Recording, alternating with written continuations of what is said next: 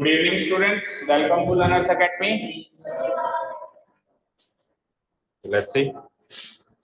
So this is analysis class of the test paper conducted on the chapter noun, जिसमें दो exercises थी, exercise number 1 and exercise number 2. तो 1 तो आपकी self study के लिए थी. If you want, you can also ask doubts from this sheet also after exercise 2 वाली sheet. अगर आपने घर पे बैठ के solve किया है तो ठीक है, और नहीं किया है तो कर लेना, और करके फिर आ जाए डाउट्स तो फिर भी पूछ सकते हो, ठीक है. बट कोई भी टॉपिक साथ के साथ खत्म हो जाए ना तो अच्छा होता है. भाई अभी चल रहा है तो मान लो इसमें से भी कोई डाउट पूछ लोगे ना तो वो अच्छे से डिटेल में डिस्कस हो जाता है.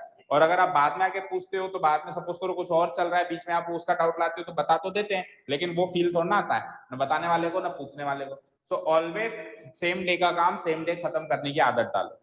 लाइक सर ने कहा है कि प्रैक्टिस एक्सरसाइज 1 भी घर से करके आनी है तो करके ही आनी है, फिर उसके डाउट्स भी एंड टू एंड पूछना. करके आए हो? हाँ, नहीं करके आए? नहीं करके आए? करके आए हो? ओके चलो. सो एक्सरसाइज नंबर 2 ये था हमारा मेन टेस्ट. इसमें से मेन टेस्ट था हमारा. चलो शुरू करते हैं, बताते जाना फटाफट. सो क्वेश्चन नंबर 1,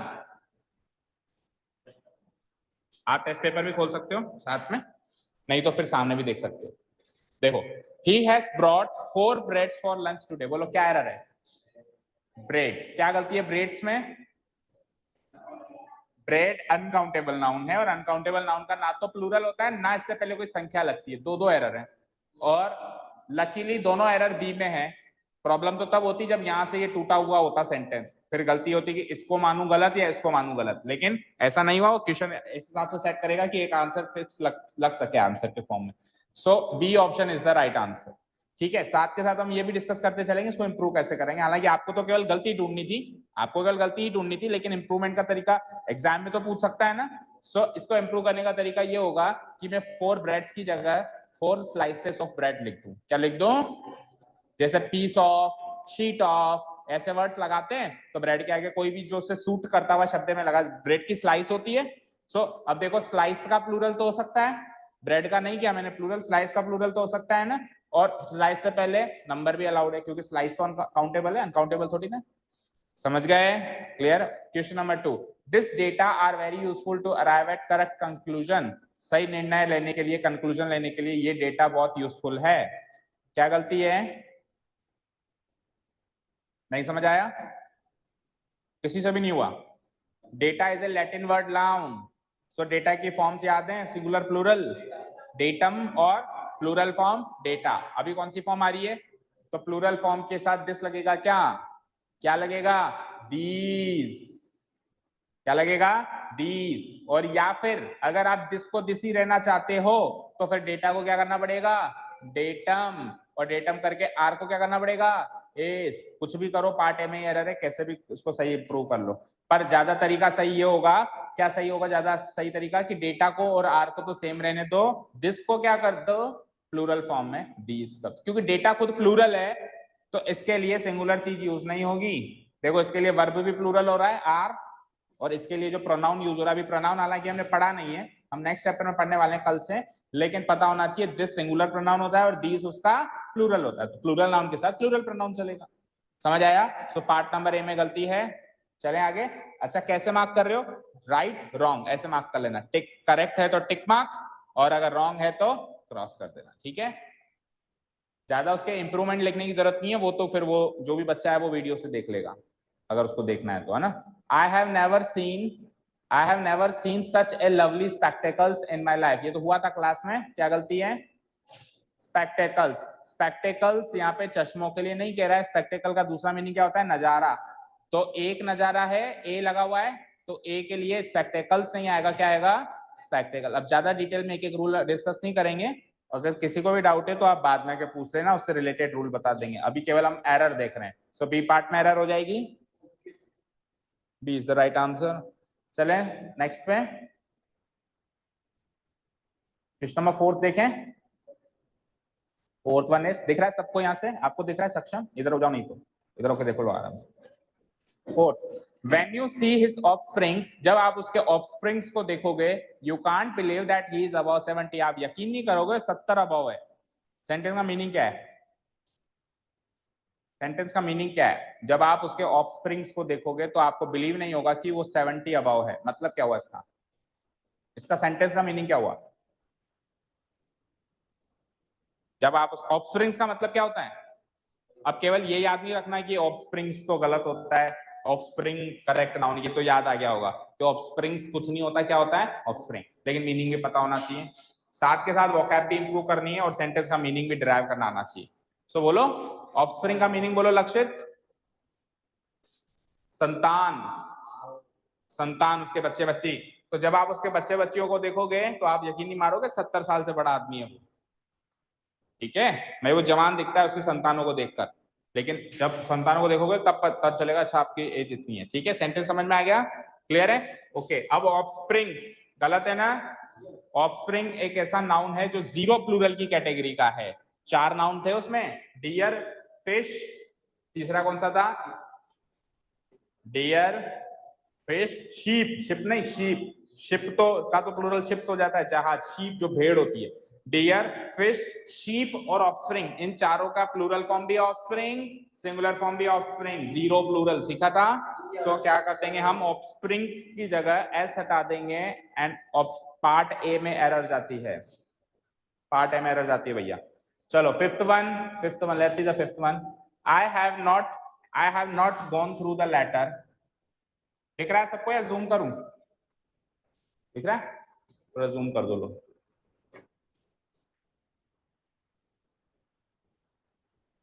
ठीक है, I have not gone through the letter so I am not aware of its content. मैंने इस लेटर को गो थ्रू नहीं किया है। गो थ्रू करने का मतलब होता है पढ़ना, इससे वाकिफ होना।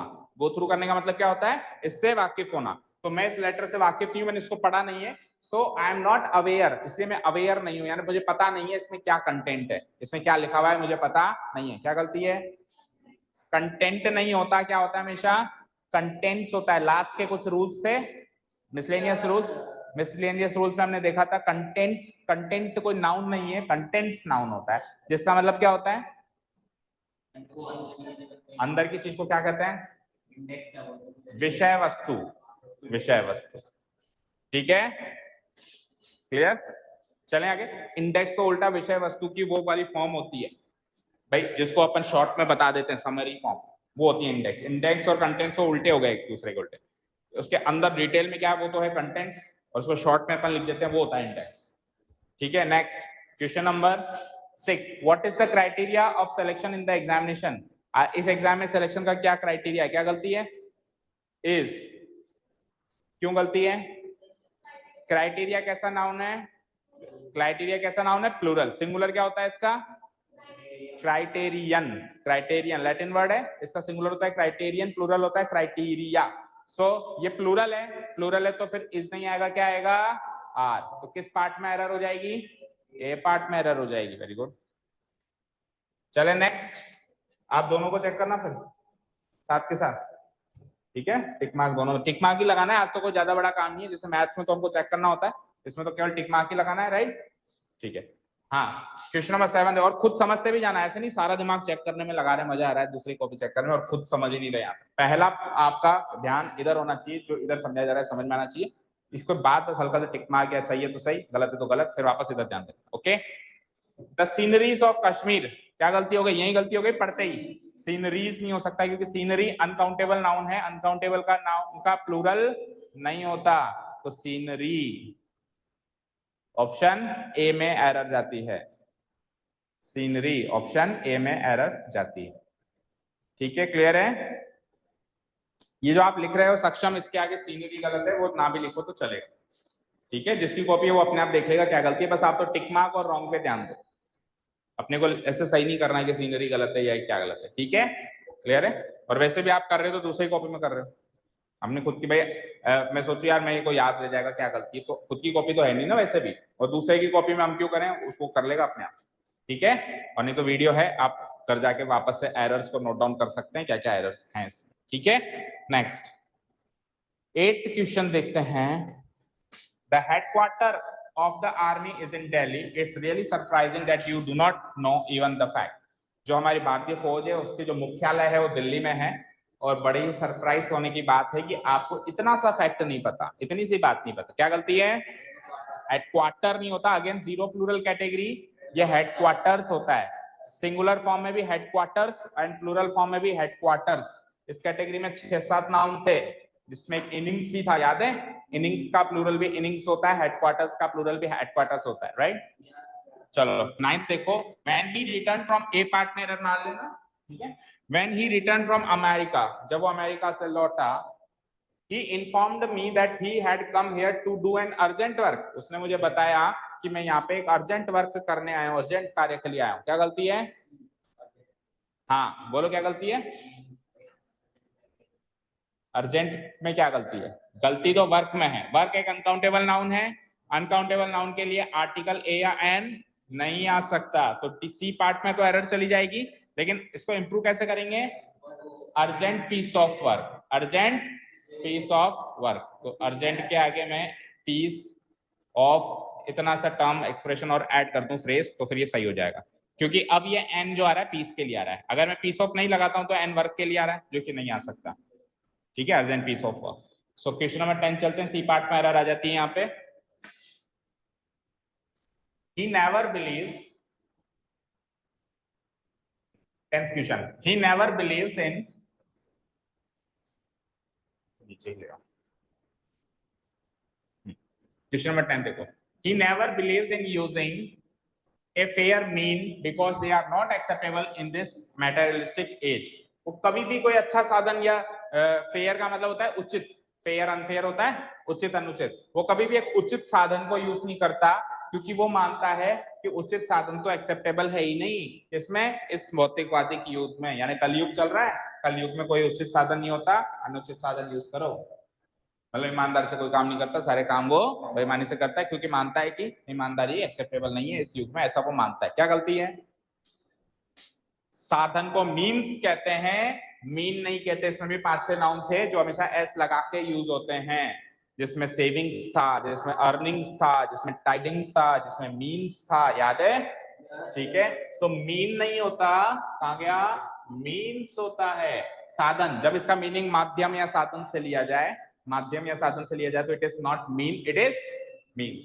सो ऑप्शन नंबर बी में, बी पार्ट में तो एरर जाएगी आपकी, and to improve this you can add an S after mean, तो ये इंप्रूव हो जाएगा, ठीक है? 11 द वॉल ऑफ, ये हिस नहीं है पहली बात, ये दिस है ना, पर ये एरर नहीं है तो प्रिंटिंग मिस्टेक है, ठीक है? ये हिज नहीं है, दिस है।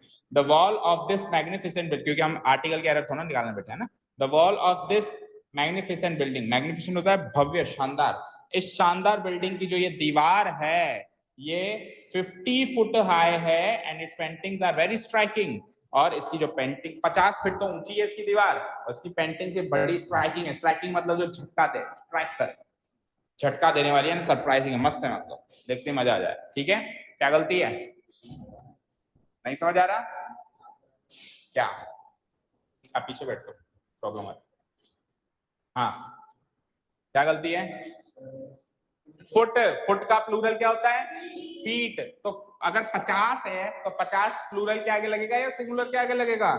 अगर 50 नंबर अगर एक से ज्यादा है तो फिर सिंगुलर नाउन नहीं आएगा, प्लूरल नाउन आएगा। फुट का प्लूरल क्या होता है? फीट। इर्रेगुलर प्लूरल की कैटेगरी है ये, जिसकी प्लूरल करते टाइम स्पेलिंग चेंज हो जाती है, और ऑप्शन नंबर बी में इसकी एरर चली जाती है।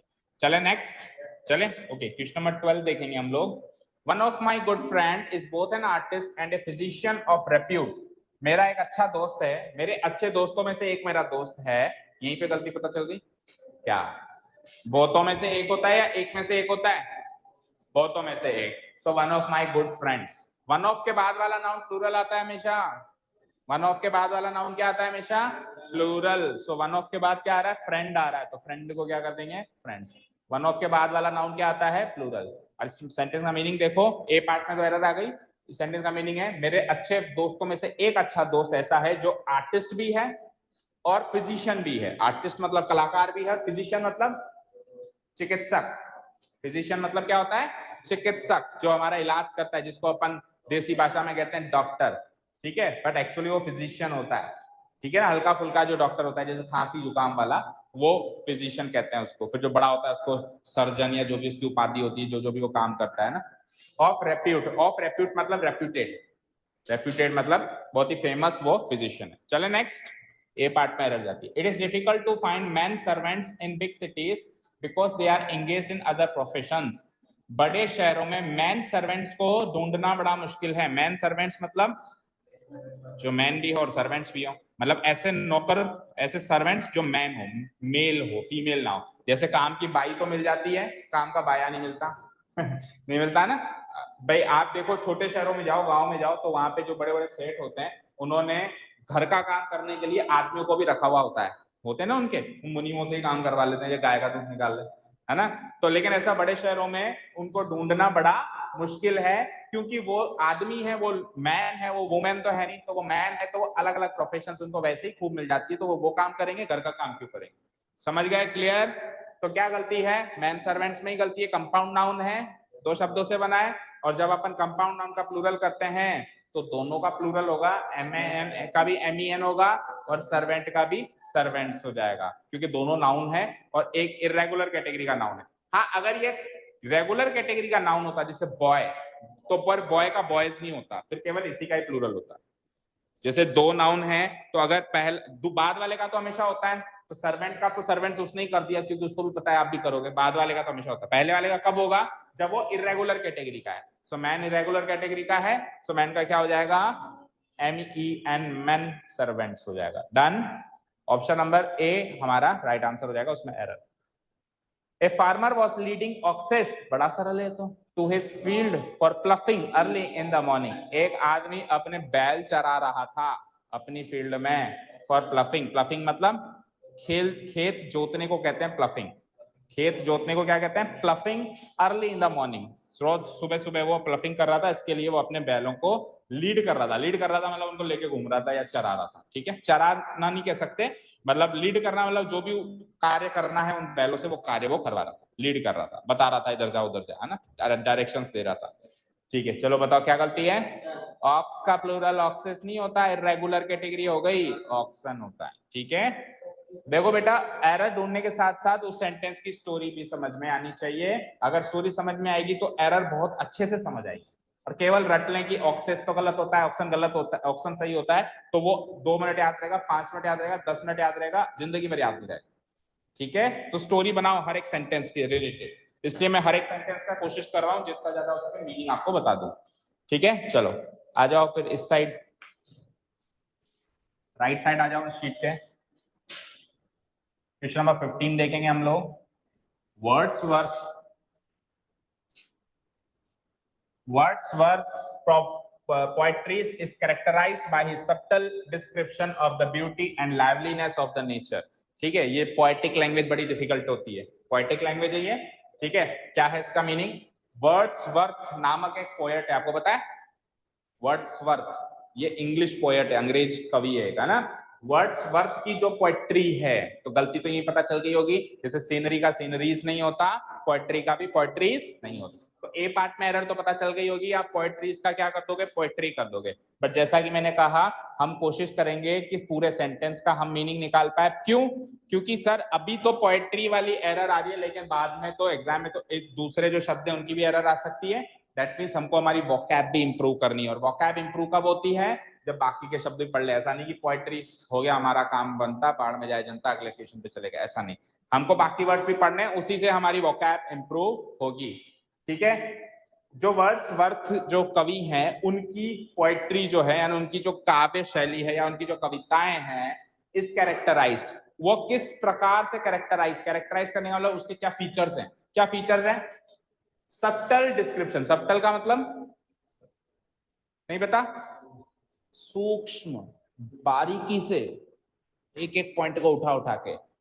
डिस्क्रिप्शन मतलब विवरण, विवरण of the beauty and liveliness of nature. इस प्रकृति की जो जिंदा दिली है, लाइवलीनेस है, और जो सुंदरता है, इसका सूक्ष्म विवरण है उसके अंदर वर्ड्सवर्थ की पोएट्री। समझ गए? क्लियर? तो अब जैसे सबटल का मीनिंग समझ में आया, तो हम हमारी वोकैब वाली लिस्ट में ऐड कर सकते हैं। वोकैब वाली कॉपी नहीं लेके बैठे हो? मैंने बताया वोकैब की अलग से नोटबुक बनाओ, या फिर इंग्लिश की जो नोटबुक हम यूज कर रहे हैं उसी के लास्ट में हम वोकैब भी नोट डाउन कर सकते हैं। जैसे इसका मीनिंग नहीं पता किसी को भी, तो अब तो पता चलना चाहिए। सबटल मतलब सूक्ष्म, बारीकी से या सूक्ष्म। ठीक है, नेक्स्ट 16 इजी दिखाई दे रहा है। The committee is divided over the issue, ये कमिटी इस मुद्दे पे डिवाइडेड है, बटी हुई है। किस मुद्दे पे बटी हुई है? Of his appointment and this has resulted in much ranker among its members.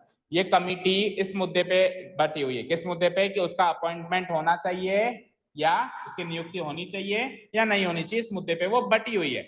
और इसका रिजल्ट ये निकल के आया है कि उसके मेंबर्स में रैंकर आ गया है। रैंकर बोले तो क्या क्या क्या? हाँ, वो तो रैंक होती है, RAN की रैंक नहीं, रैंकर। बोलो शैली, do you know the meaning of ranker? तो नेक्स्ट टेस्ट है, ये याद रखना बच्चों, हमने यहाँ पे टेस्ट ले लिया, घर जाके पूरी शीट फिर से करनी है। एंड स्पेशली एरर्स तो मिल जाती हैं क्योंकि अभी अभी हमने ताजा ताजा नाउन किया, एरर्स मिल जाती हैं, लेकिन जैसे ये वर्ड्स हैं, इन वर्ड्स का मीनिंग हम निकाल के रखेंगे, ठीक है? तभी अगले दिन डिस्क्रिप्ट्स का एनालिसिस करने में मजा आएगा। रैंकर का मतलब होता है मतभेद। मतभेद, रैंकर का मतलब क्या होता है? मतभेद या लड़ाई झगड़ा, ऐसे मान लो। तो कमिटी बटी हुई है, कोई कहता है उसका अपॉइंटमेंट करो, कोई कहता है उसका अपॉइंटमेंट मत करो। इस कारण से जो कह रहा है करो, जो कह रहा है नहीं करो, तो उनमें मतभेद आएगा। तो इसलिए उसके मेंबर्स, किसके मेंबर्स? कमिटी के मेंबर्स में रैंकर उत्पन्न हो गया है, ठीक है? What's the error? एरर नहीं मिली इसमें। कलेक्टिव नाउन का एक रूल बताया था कि मिलके काम करे तो सिंगुलर होती है और बट के काम करे तो प्लूरल होती है, और कमिटी एक कलेक्टिव नाउन है, तो यहाँ पे बटी हुई है तो इज नहीं है, आर है। क्योंकि बट के काम करती है तो कमिटी को प्लूरल की तरह ट्रीट किया जाता है। तो committee are divided, not is divided. अगर मिलके काम करती तो इज आता। समझ गए क्या? ठीक है, हाँ जी। She misplaced her spectacle and is feeling great difficulty in reading. उसने अपने स्पेक्टेकल खो दिए। तो स्पेक्टेकल का मीनिंग नजारा है, चश्मे। तो जब जब चश्मे, तब तब पेयर नाउन में आएगा, क्योंकि एक आंख का चश्मा तो क्या काम का, ठीक है? अब ऐसे स्पेसिफिक मीनिंग मत लेके आ जाना कि सर स्पेशल केस में आ भी तो सकता है, मान लो वो आदमी काना हो तो ये स्पेशल जो है पर्टिकुलर केसेस नहीं चलते हैं ना, जनरली तो स्पेक्टेकल्स ही रहेगा, ठीक है ना? उसमें भी दो तो होंगे उसके ग्लासेस, एक काम कर रहा होगा, एक नहीं कर रहा होगा ना। उसमें एक पर्दा लगा देता है वो, है ना, पुरानी पिक्चरों में वो जो एक बहुत बड़े विलेन है प्राण, वो बहुत सारे मूवीज में ना एक आंख में यहाँ पे काली पट्टी लगाते हैं, एक खुली को छोड़ के आते हैं।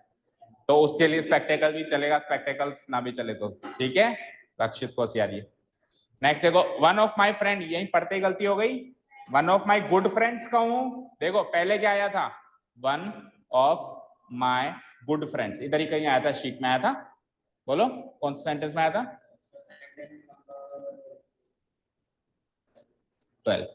So one of my good friends कहूं या वन ऑफ माई फ्रेंड्स कहूं, वन ऑफ के बाद वाला नाउन प्लूरल आता है, तो इसमें फ्रेंड्स को हमने प्लूरल किया था, तो इसमें भी हमको फ्रेंड्स को क्या करना पड़ेगा? प्लूरल। सर ये गुड का क्या रोल है? मैंने आपको बताया था स्पेसिफिकली, इस नाउन के लिए एडजेक्टिव आ जाए तो भी ठीक, ना आए तो भी ठीक। तो अभी कोई एडजेक्टिव नहीं आ रहा तो वेल एंड गुड, बट हमको नाउन को तो प्लूरल करना पड़ेगा, क्योंकि एक में से एक नहीं होता, बहुतों में से एक होता है।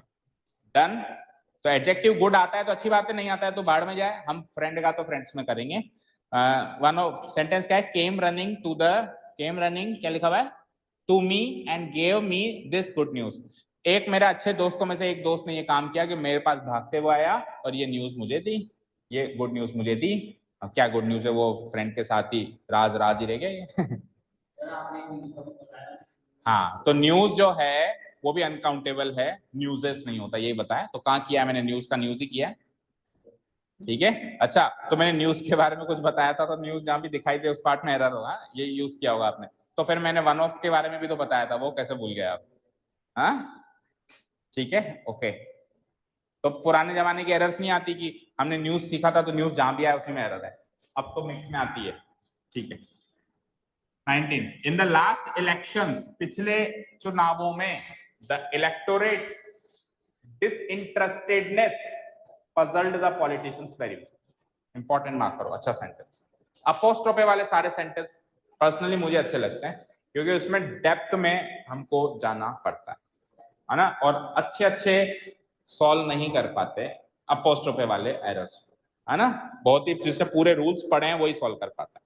चलो अपोस्ट्रोफी की एरर को भी मैं निकालूंगा, उससे पहले एक वर्ड आ रहा है यहाँ पे डिसइंटरेस्टेडनेस। इसका मीनिंग पता है क्या किसी को? अच्छा मतलब सेंटेंस का मीनिंग पता चला क्या? सेंटेंस का मीनिंग क्या है? पिछले चुनावों में इलेक्टोरेट यानी मतदाता होते हैं, मतदाताओं का अपोस्ट्रोफी लग गया, अपोस्ट्रोफी का काके की, मतदाताओं का डिसइंटरेस्टेडनेस जो है उसने क्या करा, सारे पॉलिटिशियंस को पजल कर दिया, पजल यानी परेशान कर दिया या एक तरीके से डाउट में रख दिया, उनको संदेह में डाल दिया। अब डिसइंटरेस्टेडनेस का मतलब क्या हुआ? रुचि नहीं थी। तो देखो 3 वर्ड्स है मेरे पास, अभी एडजेक्टिव में आएंगे, वैसे मैं रिपीट करूंगा, अभी वापस से पहले से कह देता हूं। 3 वर्ड्स है, इंटरेस्टेड, अनइंटरेस्टेड, डिसइंटरेस्टेड। इंटरेस्टेड यानी रुचि लेना, तो मेरा सवाल ये है कि इंटरेस्टेड का अपोजिट क्या होता है, अनइंटरेस्टेड या डिसइंटरेस्टेड? अनइंटरेस्टेड का अपोजिट बताओ आपको, अनइंटरेस्टेड या डिसइंटरेस्टेड? बोलो शैली। इंटरेस्टेड का एंटोनिम उल्टा, uninterested option number A, option number B disinterested, क्योंकि वो दिख रहा है। गलत। इंटरेस्टेड का अपोजिट होता है अनइंटरेस्टेड। इंटरेस्टेड मतलब इच्छा जाहिर करना, रुचि लेना, अनइंटरेस्टेड मतलब रुचि नहीं लेना। फिर डिसइंटरेस्टेड क्या है सर? डिसइंटरेस्टेड का मतलब होता है निष्पक्ष होकर रुचि लेना, किसी पर्टिकुलर पार्टी को इंटरेस्ट नहीं लेना, यानी पर्टिकुलर पार्टी को रुचि नहीं लेना, यानी निष्पक्ष होना, फेयर होना। तो अक्सर क्या होते हैं, जो मतदाता होते हैं वो किसी पार्टी को रुचि दिखाते हैं, किसी को नहीं दिखाते, लेकिन पिछले चुनाव में उल्टा हो गया, मतदाता निष्पक्ष हो गए। तो उनकी जो निष्पक्षता है, डिसइंटरेस्टेडनेस का मतलब होगा निष्पक्षता, जो मतदाताओं की निष्पक्षता है उसने पॉलिटिशियंस को पजल करके रख दिया, परेशान करके रख दिया। ठीक है, क्लियर है? ठीक है, अब बात करते हैं एरर की। ये तो क्या मीनिंग? सो इलेक्टोरेट्स डिसइंटरेस्टेडनेस। तो आपको अभी मुझे ये बताओ, अपोस्ट्रोफे एस तो नहीं लगा हुआ, केवल क्या लगा हुआ है? तो केवल अपोस्ट्रोफे कब लगता है? जब वो पहले से ही प्लूरल हो, उसके आगे एस लगा हुआ हो और एस उसको प्लूरल करने के लिए आया हो। दैट मीन्स वो ऐसे मानता है, दैट मीन्स वो ऐसे मानता है कि यहाँ पे ये एस पहले ही इसको प्लूरल करने के लिए आया हुआ है, ऐसे मानता है।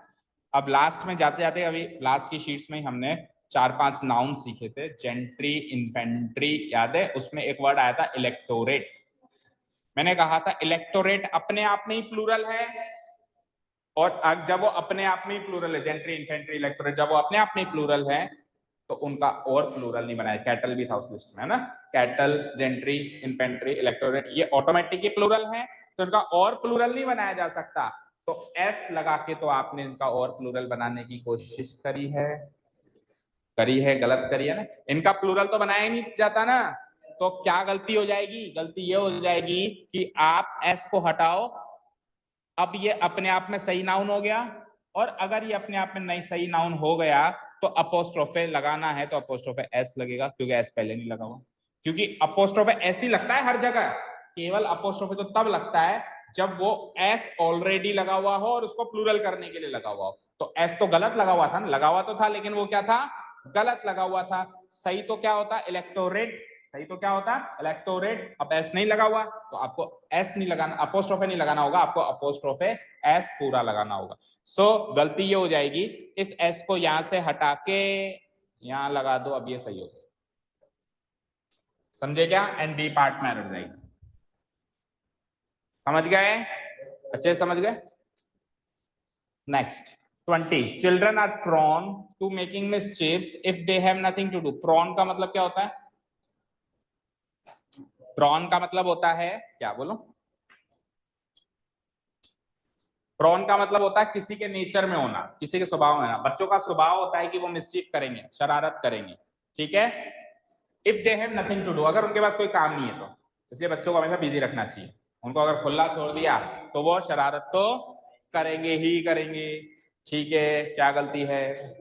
मिसचीफ एक अनकाउंटेबल नाउन है, लिस्ट में लिखा हुआ है जिसका प्लूरल। तो कैसे कर रहे हो भैया? एस हटाओ, एस हटा दो, एंड बी पार्ट में एरर लगा दो। चले next. Okay. Next is I hope to visit my uncle only next year during summer vacations। मैं मेरे अंकल के अगले साल ही जाऊंगा। ओनली लग जाता है ना, ओनली का मतलब है कि 100% अगले, जैसे मैं कह दूं कि नेक्स्ट ईयर जा सकता हूं, मैं नेक्स्ट ईयर जाऊंगा, तो हो सकता है मैं नेक्स्ट ईयर में अगले साल जाऊं, या अगले के अगले साल जाऊं, या अगले के अगले, ये सारे नेक्स्ट ईयर्स ही हैं, ये सारे नेक्स्ट ईयर्स हैं। लेकिन वेरी या ओनली लग जाता है, वेरी या ओनली, तो इसका मतलब एग्जैक्टली नेक्स्ट ईयर ही जाऊंगा। अब ऐसा नहीं है कि उसके अगले से अगले साल, तो ये 100% कंफर्म कर रहा है कि मैं तो अगले साल ही जाऊंगा, ठीक है ना, ड्यूरिंग समर वेकेशन ही जाऊंगा। ठीक है, क्या गलती है? अंकल जी बुलाए ना बुलाए, मैं तो जाऊंगा समर वेकेशन, जाकर धरना दे दूंगा। हाँ, समर, अगर आपने क्लियर कर दिया समर या विंटर, तो फिर वेकेशंस नहीं होता, वेकेशन होता है। ठीक है, वेकेशन मतलब ग्रुप ऑफ हॉलीडेज। अच्छा, हॉलीडे और वेकेशन में क्या डिफरेंस है? हॉलीडे एंड वेकेशन, हॉलीडे मतलब जो एक आध हो या दो हो वो तो हॉलीडे, और वेकेशन मतलब जो ग्रुप ऑफ हॉलीडेज, जो ग्रुप ऑफ हॉलीडेज जो जनरली इंडिया में दो तरीके से आती है, या पूरे वर्ल्ड में भी करीब करीब दो तरीके से आती है। एक होती है विंटर वेकेशन, एक होती है गर्मियों की छुट्टियां, सर्दियों की छुट्टियां। सो अगर समर या विंटर क्लियर कर दिया तब तो आता है वेकेशन, और क्लियर नहीं किया तब आता है वेकेशंस। तो क्लियर कर दिया नहीं आ तो कर दिया तो ऐसा हटा दो, समर वेकेशन होता है, समर वेकेशंस नहीं होता। दो दो वेकेशन थोड़ा ना होती है, समर की तो एक ही वेकेशन होती है ना।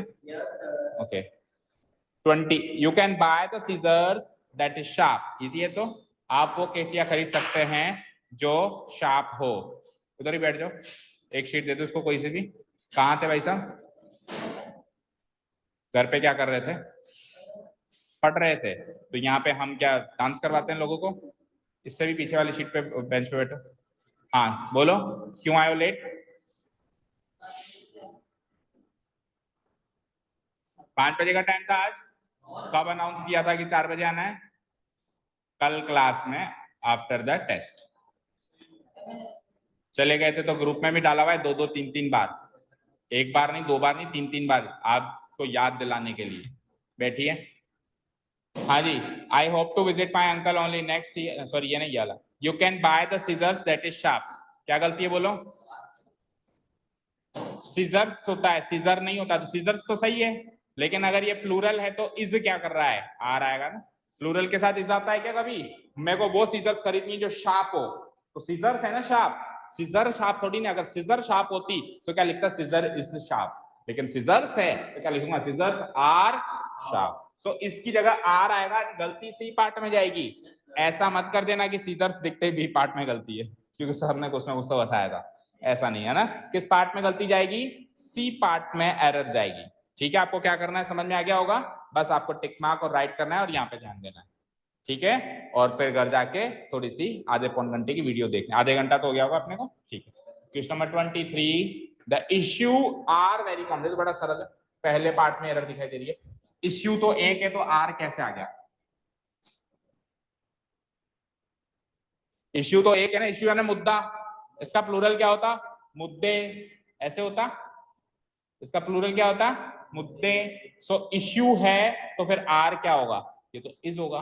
ठीक है, या तो ये होगा, और या फिर इसको आर ही रहने दो और इश्यू का क्या कर दो? इश्यूज कर दो। कुछ भी करो, दोनों ही सूरतों में ए पार्ट में एरर जाती है। अब इसका सेंटेंस का मीनिंग भी देख लो। ये मुद्दा, ये मुद्दे कॉम्प्लेक्स है, जटिल है, मतलब उलझे हुए हैं। ठीक है, and the problem is that, और समस्या तो ये है, they are bound to be obscured by these hypocritical politicians। In hypocritical का मतलब क्या होता है बताओ? पाखंडी। इन पाखंडी नेताओं से ये ऑब्सक्योर हैं। ऑब्सक्योर का मतलब क्या होता है बताओ? छुपे हुए। ऑब्सक्योर का मतलब छुपे हुए, और बाउंड का मतलब बंधित। ठीक है, ये मुद्दे बड़े जटिल हैं, और समस्या ये है कि इन मुद्दों को पाखंडी नेताओं द्वारा छुपा दिया जाता है। ठीक है, ऑब्सक्योर हैं ये इनसे।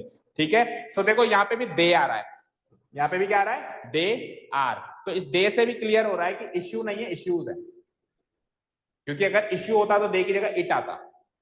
ठीक है, अभी सेकंड चैप्टर में अपन यही सब सीखेंगे कि कोई नाउन सिंगुलर आ रहा है तो उसके लिए अगला प्रोनाउन भी सिंगुलर, कोई नाउन प्लूरल आ रहा है तो उसके लिए अगला प्रोनाउन भी plural.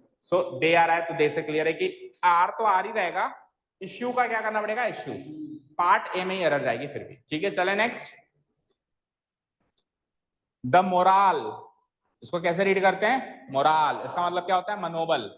The moral of the army was high, ठीक है, आर्मी का जो मनोबल था वो बहुत हाई था, हाई था मतलब ऊंचा था, because the news from the front were very encouraging, क्योंकि सामने से जो फ्रंट मतलब सामने, जो सामने से खबर आई वो बहुत ही एनकरेज करने वाली थी, एनकरेज मतलब प्रोत्साहित करने वाली खबर मिली, इसलिए जो मोराल था वो हाई था। क्या गलती है? न्यूज गलती है या न्यूज से रिलेटेड कुछ गलती है क्या?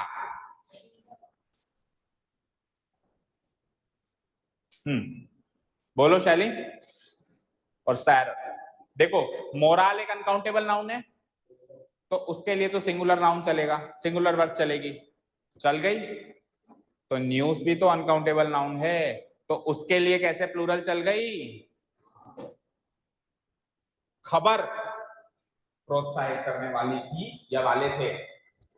वाली थी, तो वाली थी के लिए वाज आएगा या वर आएगा? ठीक है, दो अनकाउंटेबल नाउन यूज हो रहे हैं कंफ्यूज करने के लिए कि आपका ध्यान मोराल पे जाए, लेकिन मोराल के हिसाब से तो उसने सही कर दिया बॉस। अगर मोराल के हिसाब से भी वर्क करता तो भी गलती थी, क्योंकि दोनों अनकाउंटेबल है and we never use plural verbs with an uncountable noun, we will always use singular verb with an uncountable noun because uncountable noun is singular in its original form. Okay, so what we will do, we will cut were and put was, and part C में error जाएगी, ठीक है, ना कि B में, ठीक है। Okay, the doctor declared that the patient's intestine was not working properly and so he needed medical। ये तो सरल है, इंटेस्टाइन अगर आप क्लियर नहीं करते हो तो इंटेस्टाइन्स होता है, अगर क्लियर कर दो तो इंटेस्टाइन होता है, स्मॉल या लार्ज दो इंटेस्टाइन होती है, तो अगर आप क्लियर कर दो तो ठीक है, नहीं तो इंटेस्टाइन्स होता है, ठीक है।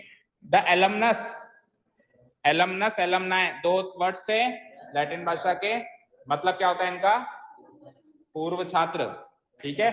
इस कॉलेज के पूर्वज नहीं, पूर्व छात्र, नॉट पूर्वज। क्या सी पार्ट थी ना शायद, इंटेस्टाइन जिसमें है बी पार्ट। ओके, सी 26 देखो, the alumnus of this college are invited to college functions every year, ठीक है, इस कॉलेज के पूर्व छात्रों को हर साल कॉलेज फंक्शंस में बुलाया जाता है। क्या गलती हो गई? कुछ भी गलती नहीं है। एलमनस सिंगुलर है या प्लूरल? सिंगुलर के साथ आर आता है क्या? इज आता है। अब दो ऑप्शन है, या तो इसको सिंगुलर रहने दो और उसको इस करो, दूसरा ऑप्शन है इस, अगर ऐसा करते हो तो बी पार्ट में एरर जाएगी, और दूसरा ऑप्शन उसको तो आर ही रहने दो और इसको प्लूरल कर दो, और अगर ऐसा करते हो तो ए पार्ट में एरर जाएगी। सो कौन सा ऑप्शन चूज करोगे? क्योंकि एक ही बच्चे को थोड़ा बुलाएंगे, एक से ज्यादा पूर्व छात्र को बुलाएंगे, तो इसको प्लूरल करना जरूरी है, क्योंकि मैं एलमनस लिखता हूं तो इसका मतलब एक ही पूर्व छात्र को बुलाते हैं हर साल, ऐसा तो पॉसिबल नहीं। तो एलमनाई और वहां पे आर का आर रहेगा, ऑप्शन नंबर ए में जो है एरर जाएगी, जिसको आपको टिक मार्क करना है, ये करेक्ट आंसर होगा। चले नेक्स्ट, 26 के बाद आ जाइए 27, सेकंड शीट।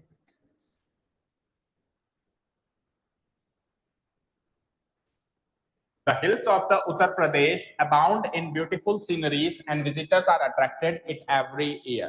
ठीक है, मीनिंग ये बताओ, उत्तर प्रदेश की जो हिल्स, मतलब हिल मतलब क्या होता है?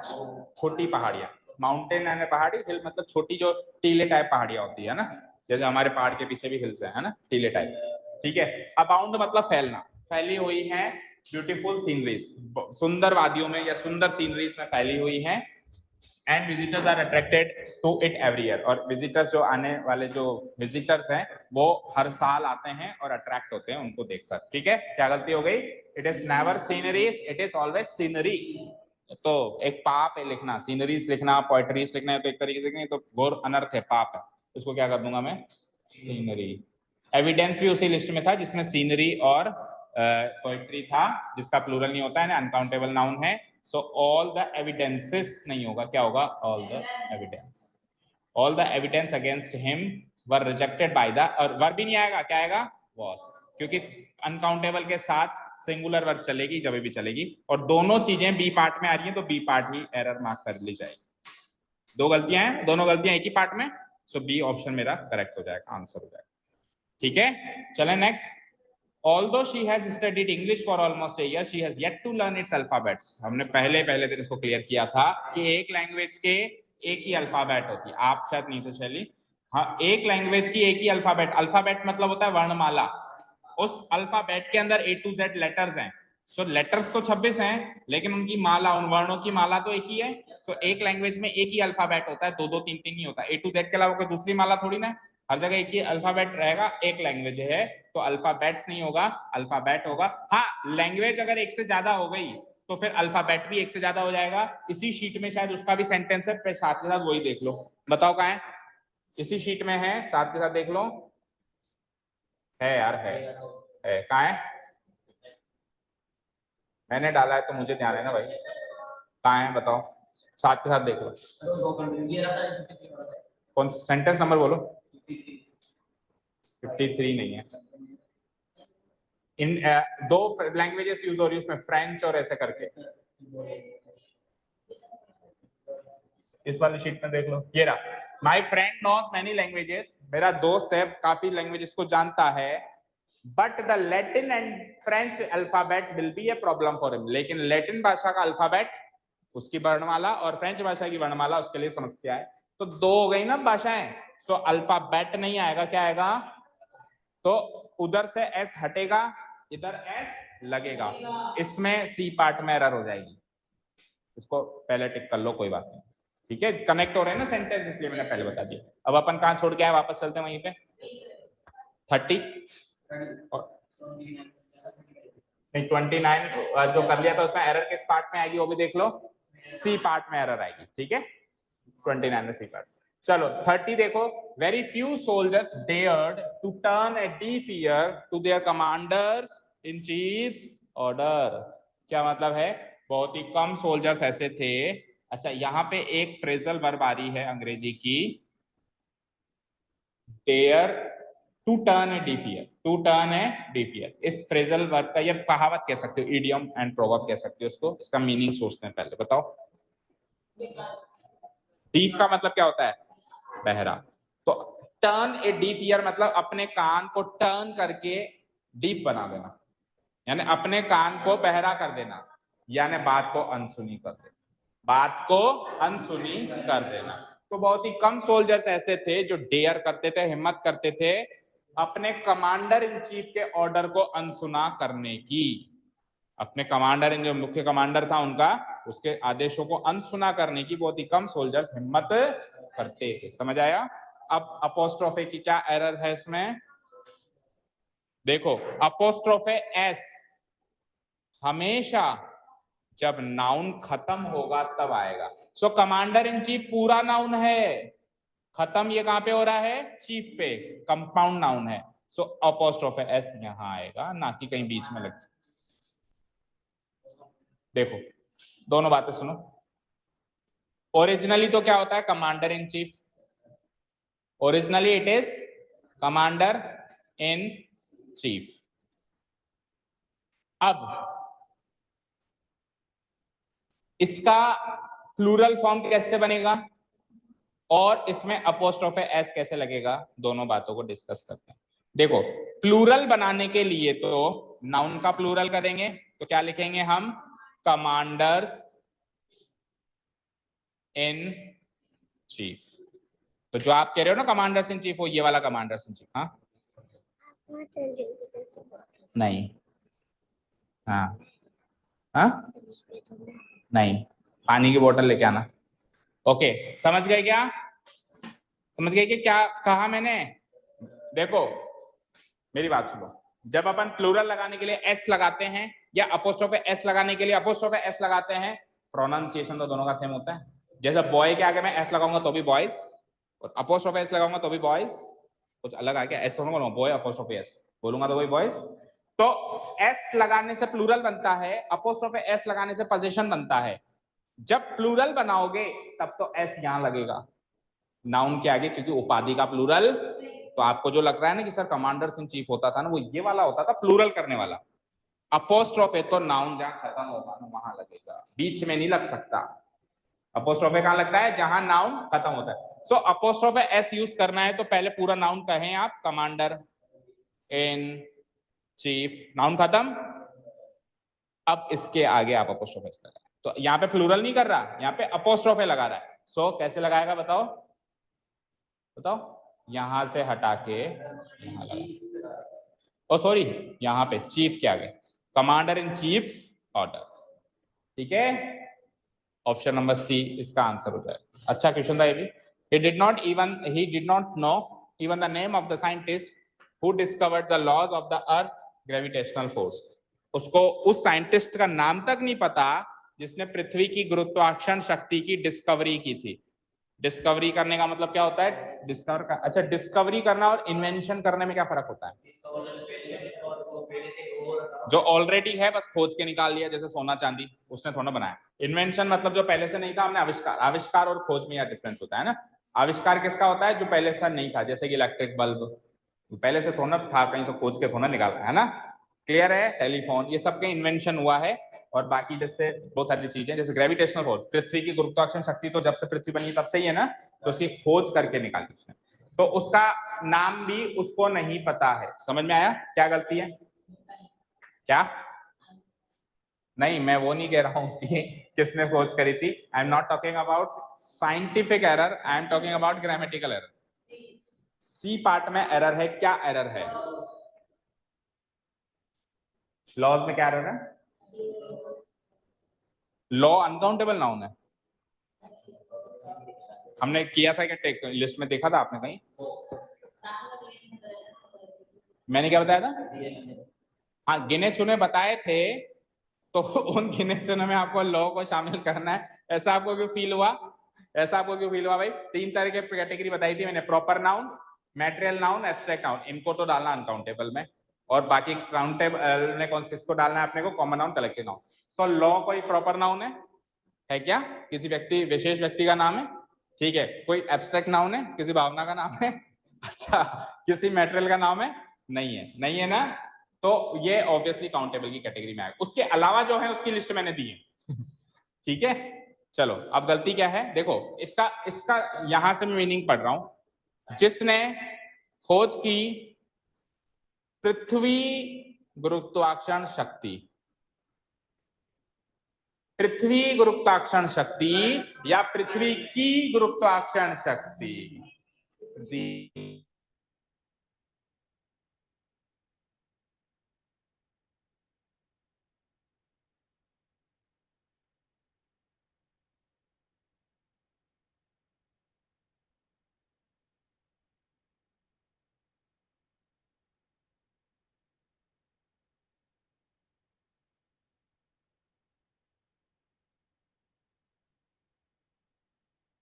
अलाउड है, कुछ नाउन ऐसे हैं जो अपोस्ट्रोफ एस में अलाउड हैं, ठीक है। कुछ तो किसी कारण के चलते अलाउड है और कुछ एक्सेप्शन के चलते अलाउड है।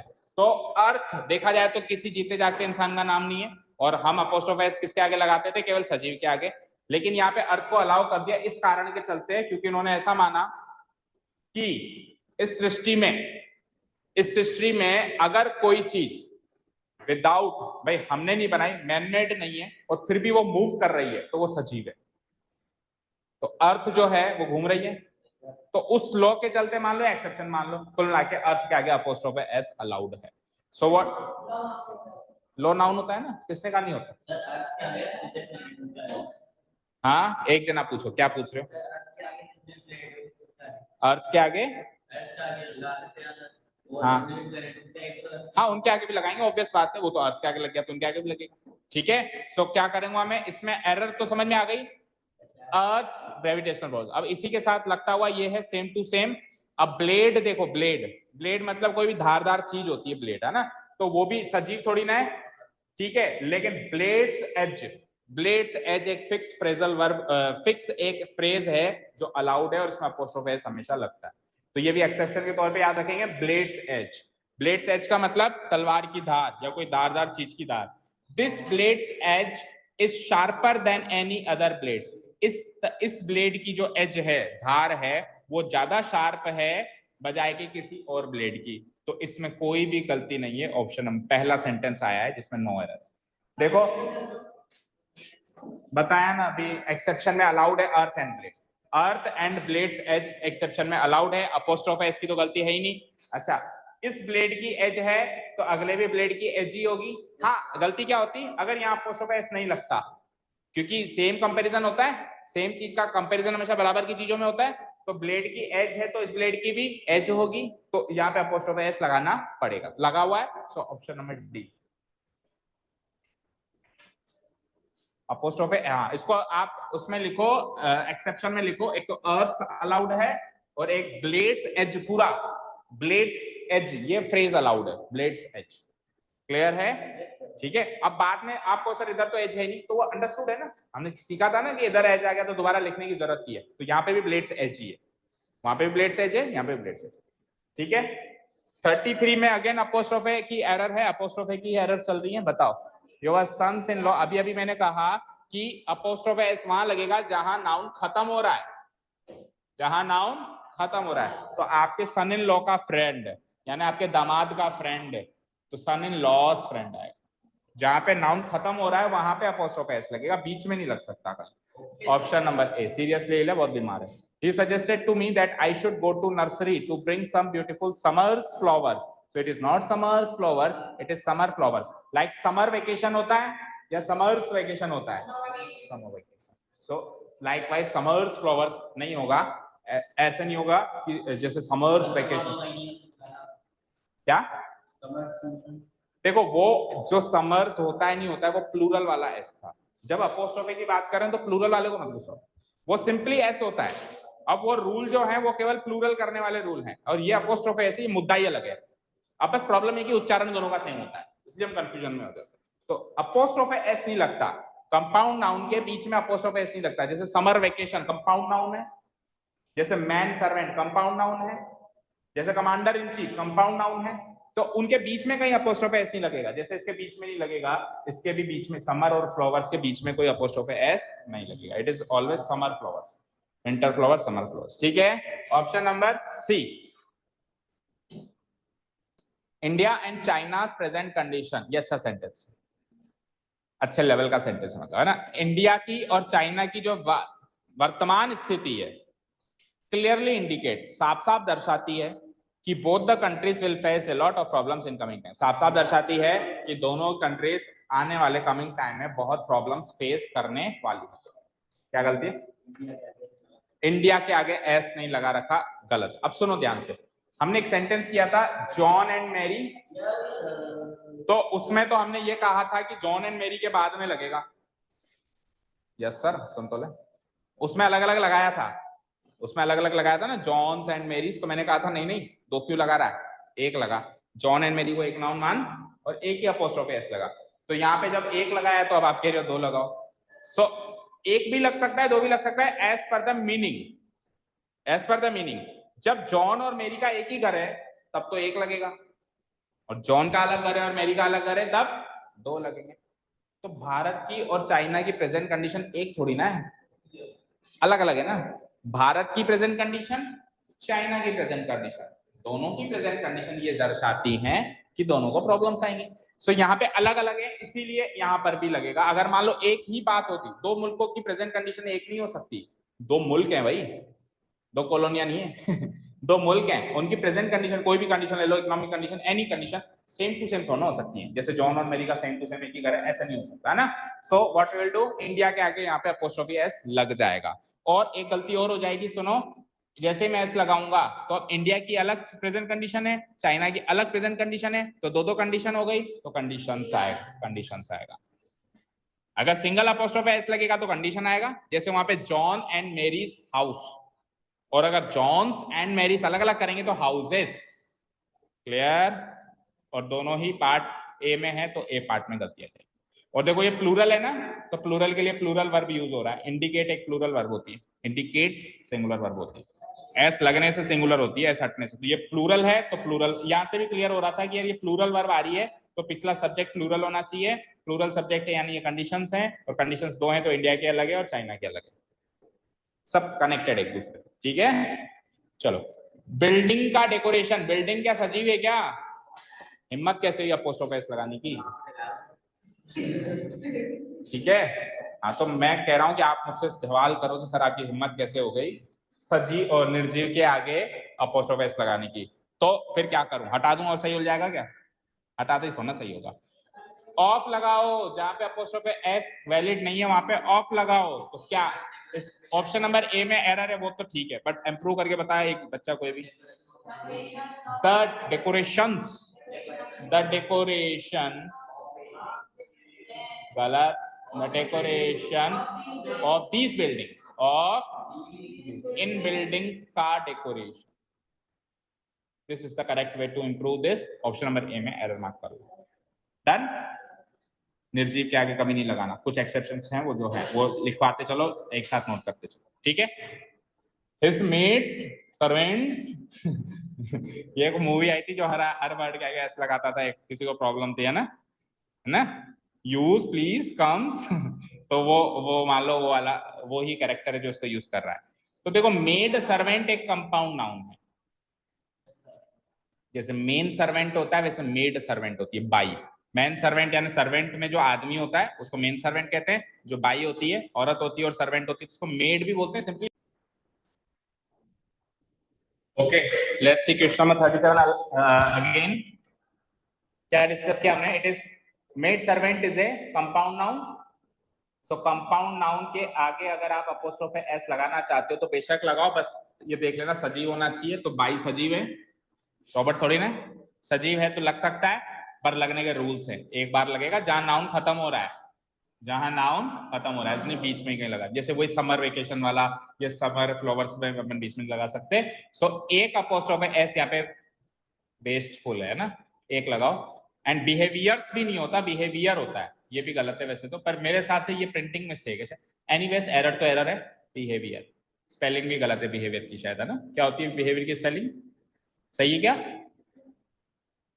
यही होती है। चलो तो एस एस जो है वो यहाँ पे गलत है, ऑप्शन नंबर ए को लगे राइट आंसर, ठीक है। अच्छा, मीनिंग उसकी जो बाई है उसका बिहेवियर जो है अनडाउटेडली, अनडाउटेडली बोलो,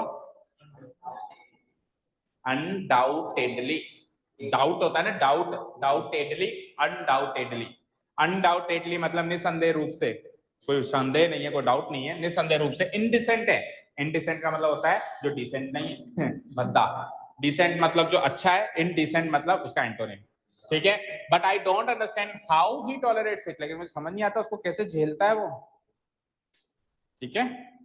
उसकी बाई का जो बिहेवियर है बहुत ही भद्दा सा है और मुझे समझ नहीं आता कैसे चलता है। ए पार्ट में एरर क्लियर है। Next 38 is the tables would, अरे भैया कैसे पाप कर रहे हो, घोर अनर्थ कर रहे हो। निर्जीव के आगे कैसे लगा रहे हो अपोस्ट्रोफ एस, हिम्मत कैसे हो गई, सही करना जरा। The wood of the table,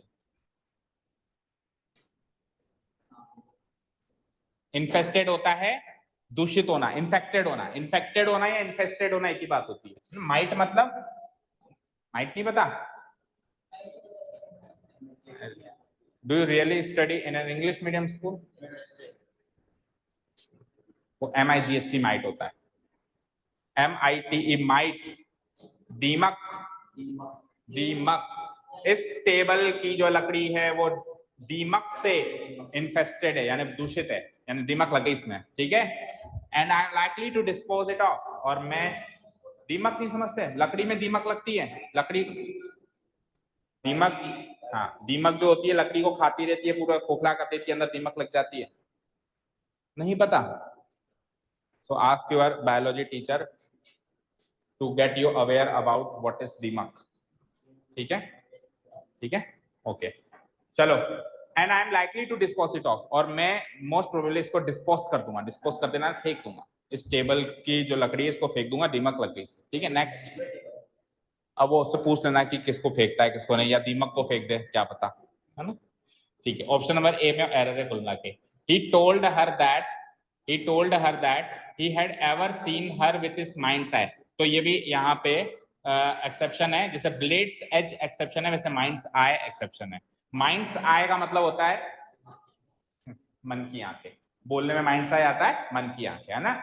उसने कहा उसको he had ever seen, उसने हमेशा उसको मन की आंखों से देखा, ठीक है। So option number D no error. देखो जो आते जा रहे हैं बेटा लिस्ट में नोट करे जाओ, और कोई तरीका नहीं, there is no other way, ठीक है। जो आते जा रहे हैं लिस्ट बनाते जाओ कि these are the exceptions. Mind I exception है, अलाउड। माइंड वैसे सजीव किसी इंसान का नाम नहीं है, वैसे नॉट अलाउड होना चाहिए था, ब्लेड की तरह, अर्थ की तरह, पर ये 2-3 एक्सेप्शंस हैं जो है, ठीक है। अब देखो जो चीज वहां पे कवर नहीं होती नोट्स में वो सेंटेंस में कवर करवाते हैं, कहीं तो आए एक बार तो आपके सामने आए कि ऐसा होता है, ठीक है, और इसलिए एनालिसिस करवाते हैं। आ जाओ नेक्स्ट आ जाओ। Unfortunately for me, the root cause of my frustration lies in the government's dubious policy. Dubious मतलब होता है संदिग्ध, dubious का मतलब क्या होता है, संदिग्ध। Unfortunately यानी दुर्भाग्यवश मेरी फ्रस्ट्रेशन का जो रूट कॉज है, फ्रस्ट्रेशन होता है मेरी निराशा, मेरी निराशा का जो मुख्य जड़ कारण है, रूट कॉज मतलब जड़ी कारण है, मुख्य कारण है, वो क्या है, गवर्नमेंट की ड्यूबियस पॉलिसी, सरकार की संदिग्ध नीतियां। बॉटल ले लेना, हाँ चाय भी पी लेंगे, पिएगा और कोई चाय ले आओ। गवर्नमेंट की कौन सी पॉलिसी, ड्यूबियस पॉलिसी, यानी संदिग्ध, जो मतलब दिखाती नहीं गवर्नमेंट, अंदर ही अंदर कर लेती, नोटबंदी कर ली, तो वो इससे मैं फ्रस्ट्रेटेड हूँ बहुत, है ना, ठीक है, हो सकता है अरविंद केजरीवाल का स्टेटमेंट हुई, ठीक है। बताओ अब क्या एरर है, नो एरर, गवर्नमेंट की सरकार ड्यूबियस पॉलिसी या सरकार की ड्यूबियस पॉलिसी, ठीक है। अच्छा एक और चीज, ये चीज हमने डिस्कस करी नहीं करी, ध्यान से सुनो। कलेक्टिव नाउन, अगर कलेक्टिव नाउन अगर समूह लोगों का है, अगर उसमें कुछ भी लोग हैं तो उसको सजीव मानेंगे। कलेक्टिव नाउन को हम सजीव मानेंगे या निर्जीव मानेंगे, समूह किसका ये चेक करना पड़ेगा, उसमें कुछ भी अगर सजीव है, कुछ भी पार्ट अगर सजीव है तो वो फिर क्या माना जाएगा, सजीव ही माना जाएगा। सो गवर्नमेंट ऑब्वियसली लोगों से बनती है तो गवर्नमेंट को सजीव मानेंगे, अपोस्ट्रोफी अलाउड है ना। सरकार संदिग्ध पॉलिसी नहीं, सरकार की संदिग्ध पॉलिसी, सो गवर्नमेंट्स, तो कुल मिला के करीब पिछले 8-10 सेंटेंस से अपोस्ट्रोफी एस की एरर लगे जा रही है, और इंपॉर्टेंट टॉपिक होता है, अच्छे अच्छे सोल्व नहीं कर पाते अपोस्ट्रोफी एस की error. Government's dubious policy, option number C. चले नेक्स्ट, 40 के बाद आ जाइए 41, मोर देन हाफ तो हमने कर लिए हैं, थोड़ा सा खींचते हैं गाड़ी को।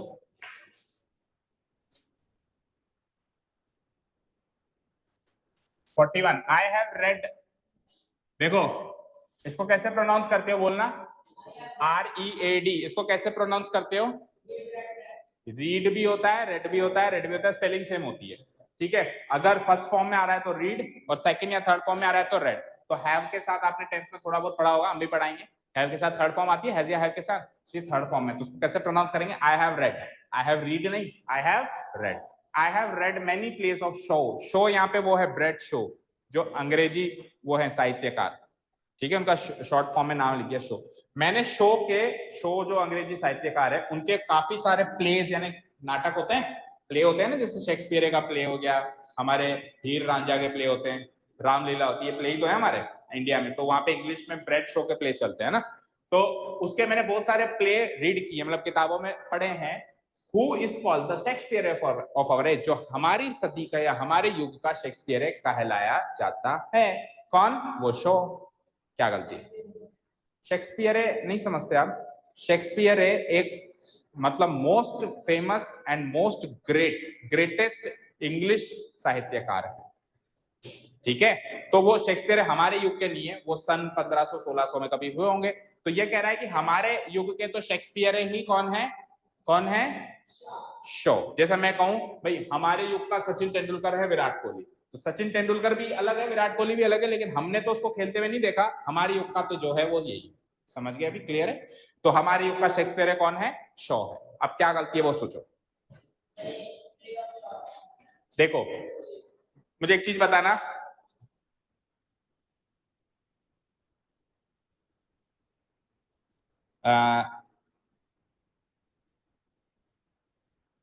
रक्षित स्पैन का मतलब, रक्षित स्पैन का मीनिंग, रक्षित का पैन, इसको ऑफ में कन्वर्ट कर सकते हो, करो,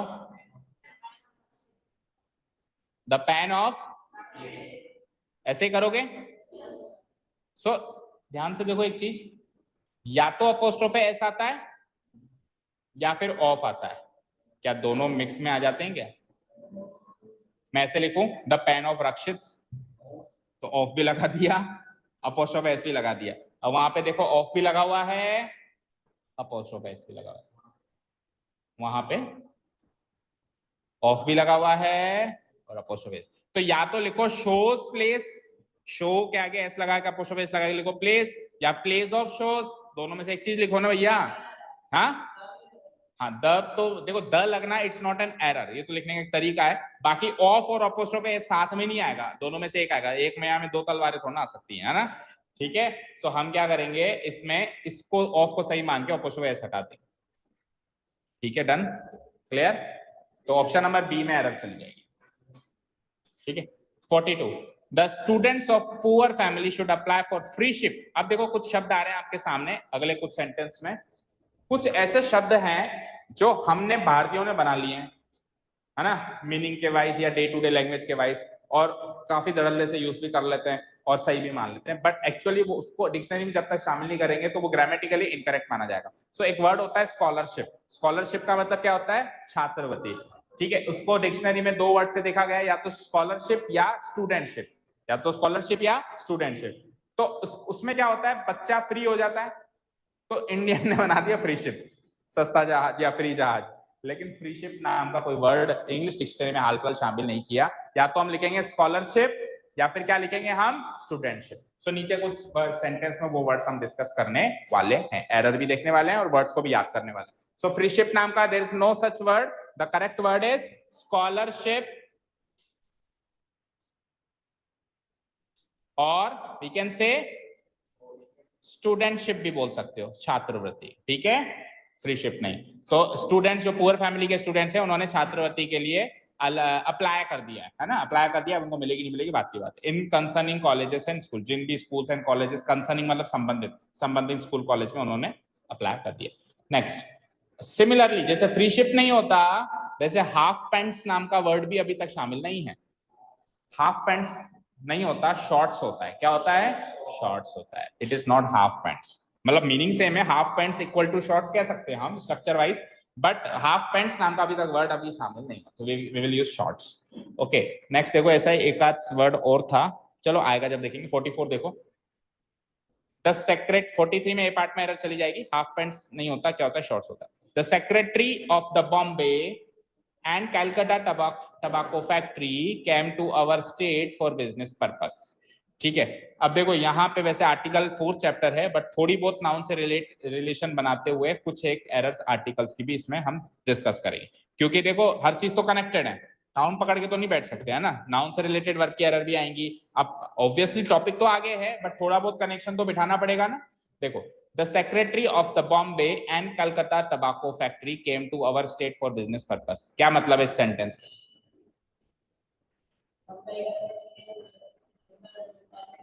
बंबई और कलकत्ता का सेक्रेटरी नहीं, क्या तबाको फैक्ट्री का सेक्रेटरी, मुंबई की तबाको फैक्ट्री है कोई और कलकत्ता की भी तबाको फैक्ट्री है, उसका जो सेक्रेटरी है वो हमारे स्टेट पर आए बिजनेस पर्पस। तो आप मुझे ये बताओ, यहाँ पे सेक्रेटरीज दो हैं या सेम है,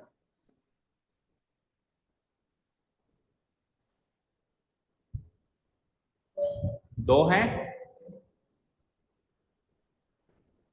ठीक है, देखो एक रूल याद रखना, जितने नाउन उतने आर्टिकल। क्या कहा, तो द एक बार लगा हुआ है, द एक बार लगा हुआ है, यानी कि वही आदमी, वही सेक्रेटरी बंबई का भी है, क्लियर है। अब गलती क्या हो गई, वो तो सही है, गलती ये है कि फैक्ट्रियां तो अलग अलग हैं, तो फैक्ट्री नहीं आएगा, क्या आएगा, फैक्ट्रीज। समझ गए, हाँ सेक्रेटरी एक है, प्रॉपर नाउन का कभी प्लूरल होता है, प्लूरल लगा रहे हो आप, अपोस्ट्रोफ एस किसके आगे लगाते हैं, ठीक है। चलो, तो एरर क्या लगेगी, फैक्ट्री का क्या हो जाएगा, फैक्ट्री। भैया फैक्ट्री तो दो है ना, चाहे से दोनों का सेक्रेटरी दो है या अलग अलग है, मुझे नहीं समझ आ रहा। कुल मिला के अभी इस सेंटेंस में तो एक ही है, क्योंकि द एक बार आ रहा है। चलो वो तो एक अलग मुद्दा हो गया, वो तो एक अलग सीख मिल गई कि जितने नाउन उतने आर्टिकल, लेकिन फैक्ट्रियां तो दो हैं, ये तो थोड़ा अलग अलग थोड़ी ना, so factories. Option number B, she very much likes the history of English literature of the 16th and 18th century। अब सेम टू सेम वही आर्टिकल की एरर है कि वो बहुत ज्यादा पसंद करती है हिस्ट्री, इतिहास को लेके आना,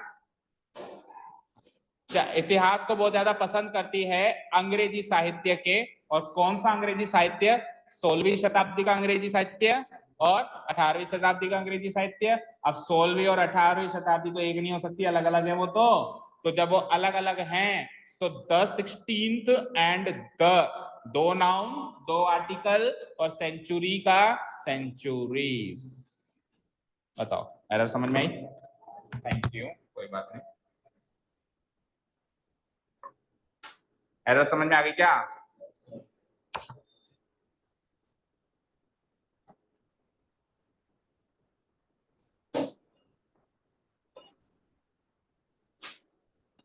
तो थोड़ी नहीं बोलते हैं, बहुत ज्यादा गिर गई है।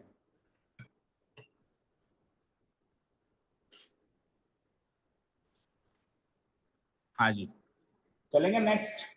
एरर समझ में आ गई? ठीक है, दो हैं तो दो नाउन दो आर्टिकल, तो एक एरर तो ये हो गई, द इसके लिए अलग लगेगा, द इसके लिए अलग लगेगा। 16वीं शताब्दी अलग है और 18वीं शताब्दी अलग है, अलग अलग आर्टिकल यूज होंगे, एंड देन फिर वो दोनों सेंचुरी मिला के सेंचुरीज हो गई, तो प्लूरल फॉर्म में आ जाएगा, सी पार्ट में। ठीक है, चलो। बिटवीन 1801 एंड 1840, 1801 और 1840 के बीच में इनहैबिटेंट, इनहैबिटेंट का मतलब होता है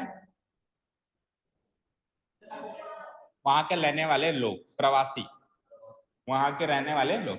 इंग्लैंड के जो प्रवासी यानी इंग्लैंड के जो लोग हैं, ऐसे मान लो वहां के रहने वाले जो लोग हैं, वेल्स के और स्कॉट, तीन देशों के कह रहा है, इंग्लैंड, वेल्स और स्कॉटलैंड के जो लोग हैं, रोज, रोज यहाँ पे गुलाब वाला रोज नहीं है, यहाँ पे राइस की सेकेंड फॉर्म है रोज, एंड राइजन होता है, राइज रोज राइजन। सो राइज मतलब उठना, उगना, बढ़ जाना, ये सब राइज होता है। ठीक है, सो उसके प्रवासी बढ़ गए, मतलब जनसंख्या में बढ़ गए, फ्रॉम 11 to 16.5 मिलियन। पहले तो 11 मिलियन थे और फिर 16.5 मिलियन हो गए, बढ़ गए। समझ गए क्या कहा?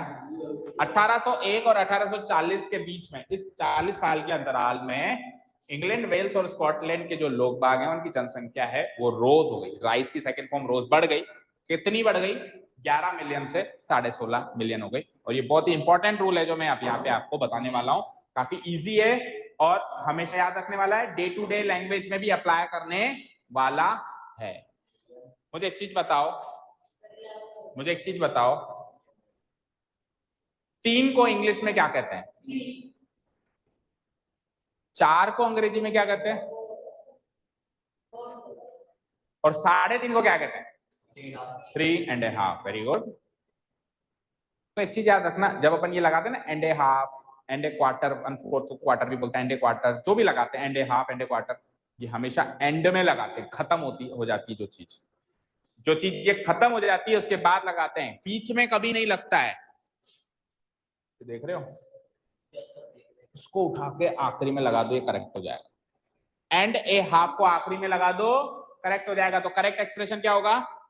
11 to 16 million and A half. 16.5 million को 16.5 मिलियन नहीं कहेंगे, 16.5 मिलियन को कहेंगे 16 मिलियन एंड ए हाफ। 16 है ना, 16 है तो मिलियंस होगा ना, बात वो नहीं है कि मिलियन होगा, मिलियंस होगा यहाँ पे तो, बट एंड ए हाफ बीच में नहीं घुसेगा, वो लास्ट में आएगा। ठीक है, क्लियर है, समझ गए? सो 11 मिलियंस वो तो ठीक है, लेकिन 16.5 मिलियंस में को सही करूंगा, कैसे करूंगा? 16 मिलियंस एंड ए हाफ। और डे टू डे लैंग्वेज में अप्लाई करने जैसी चीज है, आगे के लिए याद रखोगे, क्योंकि ऐसे एक्सप्रेशन तो हम डे टू डे लैंग्वेज में अप्लाई करेंगे कई बार। ठीक है, ठीक है ना? जैसे मुझे लिखना है, मान लो 750 करोड़, कैसे लिखोगे बताओ? 7 crores एंड ए हाफ। ठीक है, तो लेकिन वो तो 7.5 करोड़ हो गया। 7 crores एंड ए हाफ तो 7.5 करोड़ हो गया, 750 लिखना है। 700 crores एंड ए हाफ। अब सही है, 700 करोड़ और एक हाफ हिस्सा और, यानी 50 करोड़ का हिस्सा है ना? ठीक है, क्लियर है? अभी बड़ी बड़ी बातें कर ली अपन ने करोड़ों में। ठीक है, चलो आ जाओ। तो option number C is the right answer. 47 की बात करते हैं। We are proud of our country, aren't we? Yes or no? We are proud of our country, देश पे गर्व है ना? नहीं है? Because it had produced great genie. अब यहाँ पे वापस वो वर्ड आ गए, 2 वर्ड तो मैंने गिनवा दिए, हाफ पैंट जैसा वर्ड नहीं होता, और एक और कौन सा था? एक और कौन सा बोला था? Free ship. फ्री शिप जैसा वर्ड नहीं होता, तो वैसे ही हमारे पुरानी कथाओं में जीनी निकल के आ जाता है, जीन या जिन्नी, क्योंकि उसको कसते हैं और जीनी निकल के आ जाता है, तो हमने बना दिया जीनी। जीनी नहीं होता, जीनियस होता है। क्या होता है? Genius. It had produced great genius like Gandhi and Nehru. Gandhi और नेहरू जैसे जीनियस इसने पैदा किए, हमको गर्व है। समझ गए? So there is no such word genie, आप ढूंढ लेना, नहीं मिलेगा। It is genius. क्या? जीनियस। अच्छा, जीनियस भी नहीं होगा, बताओ क्या होगा? जीनियसेस। वेरी गुड, दो लोग है ना, जीनियसेस। एक्चुअली पता है इन्होंने क्या किया है? एक्चुअली इन्होंने जीनियस को लैटिन वर्ड मान के उसकी प्लूरल जीनी बना दी। समझ गए? समझ गए क्या? जीनियस को लैटिन वर्ड मान के उनकी प्लूरल क्या बना दी? जीनी। जैसे लैटिन वर्ड का प्लूरल आई लग के बनता है ना, पेंडुलम पेंडुला, वैसे पेंडुलम पेंडुला भी गलत है, पेंडुलम्स होता है। ठीक है, जैसे भी वर्ड्स थे हमने बहुत सारे देखे थे। तो फेनोमेनन, फेनोमेना, तो इन्होंने जीनियस का जीनी नहीं होगा, जीनियसेस होगा। ठीक है, because it is not a Latin word, it is an English word. English word का तो ऐसे ये लग के होता है। The country is facing so many crisis.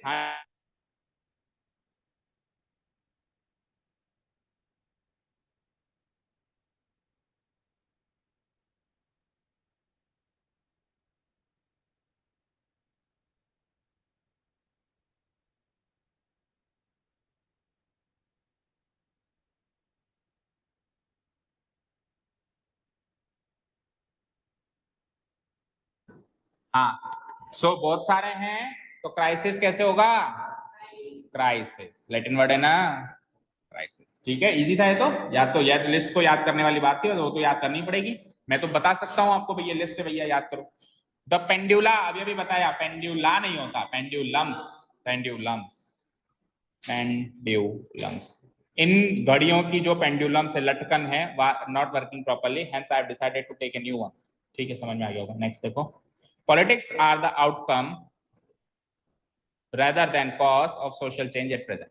Politics जो है हमारे आज के सामाजिक परिवर्तन का आउटकम है, ना कि कारण है।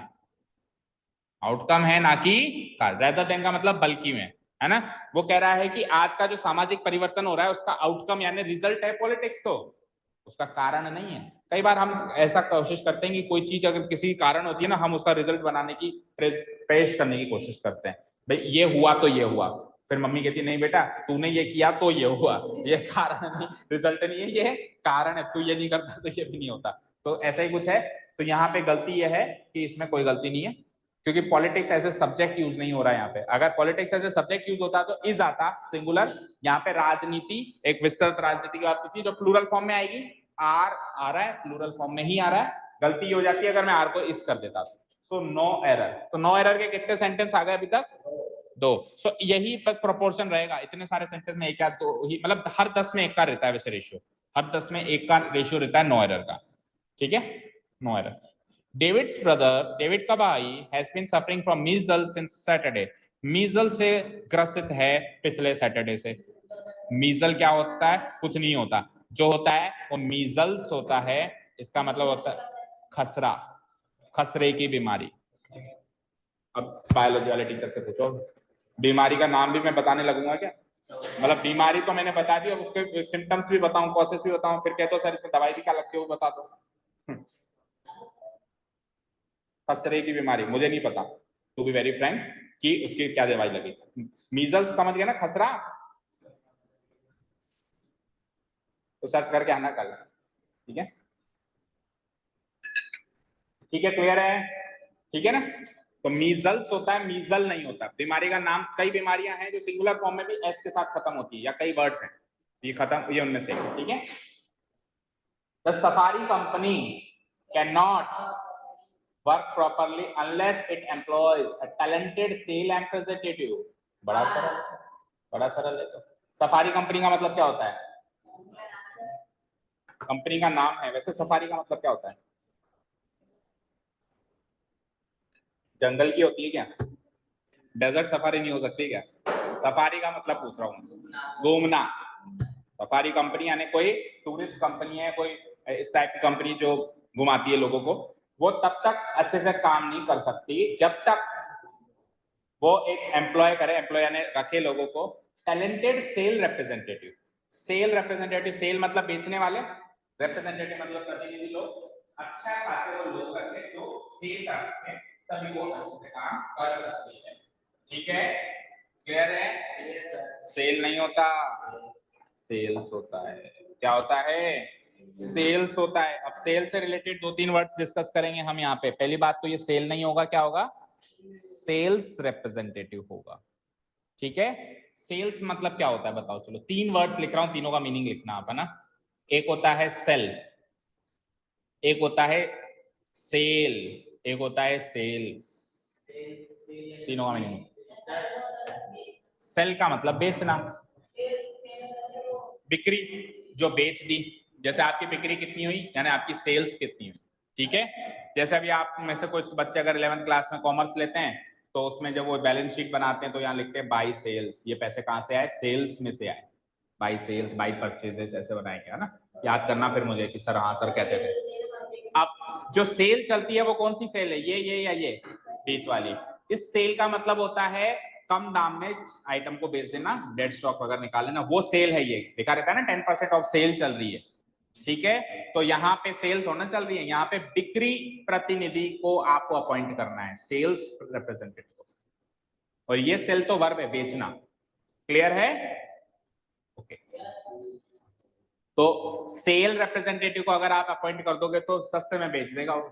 सेल का मतलब तो सस्ते में बेचना होता है। ठीक है, सो बिक्री प्रतिनिधि होगा सेल्स रिप्रेजेंटेटिव। चलो, India and China proposed A 5-man सब committee for next round of talk on boundary issue. Bharat और चाइना ने एक 5 लोगों की सब कमिटी, उप समिति को प्रपोज किया या फिर गठित किया for next round of talk, अगली वार्तालाप करने के लिए, अगली वार्तालाप राउंड ऑफ वार्तालाप करने के लिए ऑन बाउंड्री इश्यू, सीमा मुद्दे पे, सीमा के मुद्दे पे, मतलब सीमा समझ ना, बॉर्डर, हमारे बॉर्डर के मुद्दे पे कुछ वार्तालाप करनी है उन्होंने, तो 5 लोगों की एक सब कमिटी उन्होंने नियुक्त करी है दोनों ने। ठीक है, तो क्या गलती है बताओ? क्या 5 मैन में क्या गलती है? 5 मैन, यहाँ पे ये तो इसका कंपाउंड नाम सीखा था ना अपने, 2 माइल्स वॉक, तो 2 माइल्स वॉक नहीं होता, 2 माइल वॉक होता है। उसकी उपाधि का प्लूरल नहीं करते, तो मैन का प्लूरल मैन क्यों किया आपने? 5 मैन सिंगुलर फॉर्म में रहेगा, 5 मैन। ठीक है, जैसे 2 माइल्स वॉक नहीं होता, 50 रुपीज नोट नहीं होता, 50 रुपी नोट होता है। सिमिलरली 5 मैन सब कमिटी। 54 थोड़ा सा उलझा हुआ सेंटेंस दिखाई दे रहा है, नहीं आया? एंड द ओनली, अच्छा आधा इधर है आधा इधर है। 54 देखो, आधा तो इधर दिखाई दे रहा है एंड देन इधर दिखाई दे रहा है। पढ़ो पढ़ो एक बार, सेंटेंस का मीनिंग बता दो मुझे, तो कोई कुछ कच्चा मतलब टूटा फूटा ही मीनिंग सा बता दो, क्या मतलब है?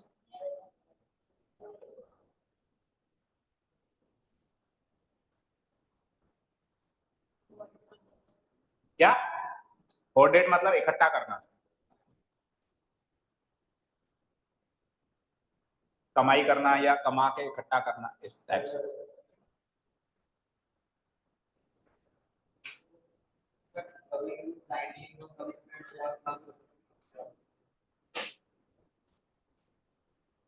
तो इस टाइप की इंग्लिश लैंग्वेज आज के पेपर्स में यूज होती है, मॉडर्न इंग्लिश लैंग्वेज, थोड़ी एडवांस वर्ड्स के साथ, है ना।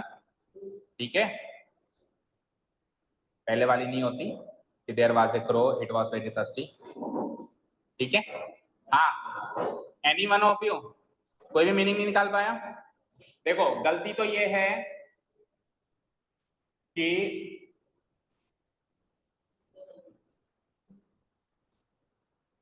गलती तो ये है कि देखो, अगर मैं लिखूंगा ए बॉय तो मतलब, अगर मैं लिखूं 24 बॉय तो मतलब, लेकिन अगर मैं ए और 24 को मिला के लिखूं तो कुछ मतलब निकलेगा, A24 बॉयज।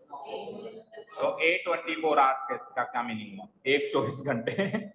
एक 24 घंटे क्या होगा? तो 1 घंटा होगा या 24 घंटे होंगे। ठीक है, सो यहाँ पे गलती तो हो गई, ये ए को हटा दो, नंबर की गलती है। अब मीनिंग की बात करते हैं।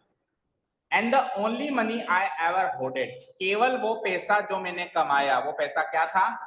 was the money, वो पैसा था, that I had no time, कि मेरे पास कोई समय नहीं था, टू स्पेंड खर्च करने के लिए with in the narrow compass of 24 hours 24 घंटे के, नैरो मतलब सकड़ा या सीमित, कंपास मतलब घेरा, है ना, 24 घंटे के मतलब एक सीमित अंतराल या सीमित घेरे के बीच में मेरे पास फालतू टाइम वेस्ट करने का समय नहीं था, बस यही पैसा मैंने कमाया और कुछ पैसा मैंने नहीं कमाया है, मैंने यही कमाया है जिंदगी में कि मैं हमेशा बिजी रहा हूं, 24 घंटे में से मेरे पास फालतू 1 मिनट भी वेस्ट करने के लिए नहीं है। ठीक है, क्लियर? आ जाओ, 55 तो हो गया। लैटिन एंड 2 लैंग्वेजेस हैं तो 2 अल्फाबेट हो जाएंगे। जो बच्चे डायरेक्ट यहाँ से वीडियो देख रहे हैं कृपया करके ऐसा सेंटेंस नंबर बता दो एक बार। 32 था, क्या था? ऐसा ही अल्फाबेट का एक सेंटेंस हो रहा था, उसमें हमने 55 को डिस्कस कर लिया है, वहां जाके कृपया उस सेंटेंस का डिस्क्रिप्शन देख लें।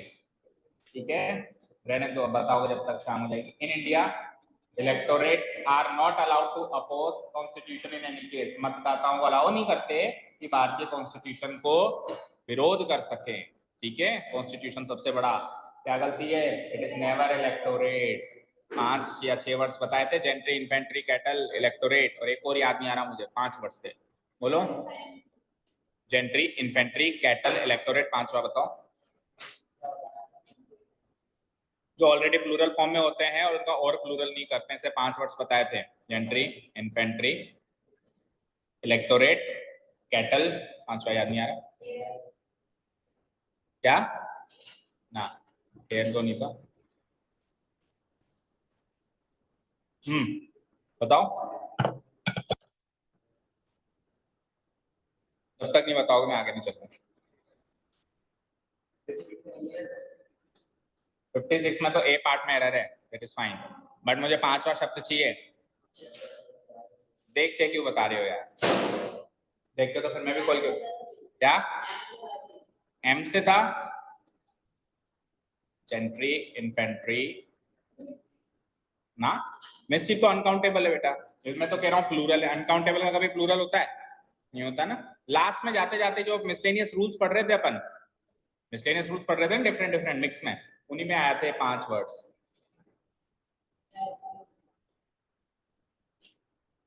देखो शीट में देखो, नहीं तो नींद नहीं आएगी मुझे, तो आपको भी नहीं आनी चाहिए। Gentry, infantry, cattle, electorate, and what was the 5th word?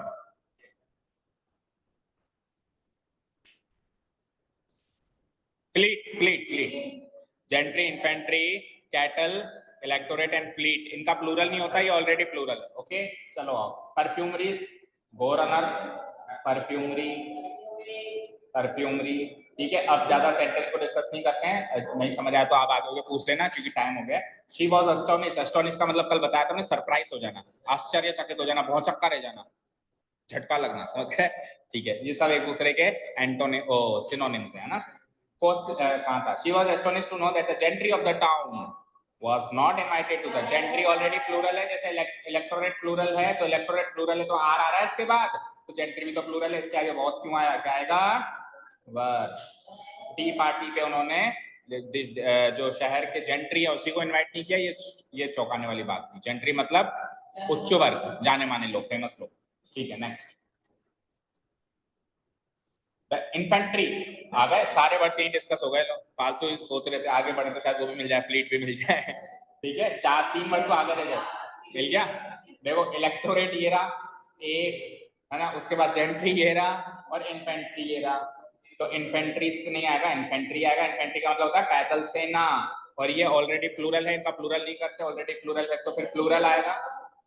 इसका सिंगुलर नहीं बनता, ये हमेशा प्लूरल फॉर्म में यूज होते हैं ना, इनका सिंगुलर बनता ही नहीं है, ये हमेशा ग्रुप है किसी चीज का। ठीक है, तो ये प्लूरल फॉर्म में यूज होते हैं, और इसके साथ में वर्ब भी कैसी लगती है?